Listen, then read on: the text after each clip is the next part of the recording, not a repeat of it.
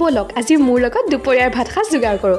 তাৰ কাৰণে মই মচুৰ মগু দালি লৈ লৈছোঁ। দালিখিনি অকণমান তিয়াই থ'লোঁ। তাৰপিছত এইফালে ফ্ৰিজত পনীৰ আছিলে, পনীৰখিনি লৈ আহিলোঁ। আনি পনীৰখিনি কাটি লৈছোঁ মই। মানে আজি পনীৰৰ তৰকাৰী নকৰোঁ, পনীৰখিনি খালি মই ফ্ৰাই কৰিম আৰু লগত লৈছোঁ দালি। এনেকৈ খাম। মই আজি পনীৰ ফ্ৰাই খাবলৈ মন গৈছে, সেইকাৰণে এটা পিঁয়াজ আৰু আদা নহৰু অকণো দিছোঁ আৰু জলকীয়া গুড়ি দিছোঁ। মছলাখিনি দিছোঁ আৰু গুড়ি মছলা প্ৰায় সকলোখিনিয়ে দিছোঁ।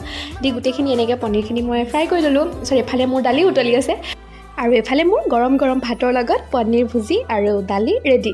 গতিকে মই এনেকৈ এনজয় কৰিলোঁ। আপোনালোকে বাৰু এনেকৈ খায়নে? আজিলৈ তেন্তে ভিডিঅ'টো ইয়াতে সামৰিছোঁ দেই।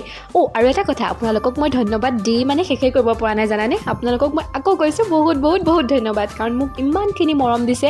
মই বহুত বেছি সুখী হৈছোঁ, কাৰণ মোৰ পৰিয়ালটো বাঢ়িছে আৰু আগলৈও মোক এনেকৈ মৰম দি থাকিব দেই। আপোনালোকৰ মৰমতহে মই আগবাঢ়ি যাব পাৰিম, নে কি কয়? আকৌ পুনৰ আপোনালোকক বহুত ধন্যবাদ জনাইছোঁ। তেন্তে আজিলৈ ভিডিঅ'টো ইয়াতে সামৰিছোঁ দেই। Bye bye.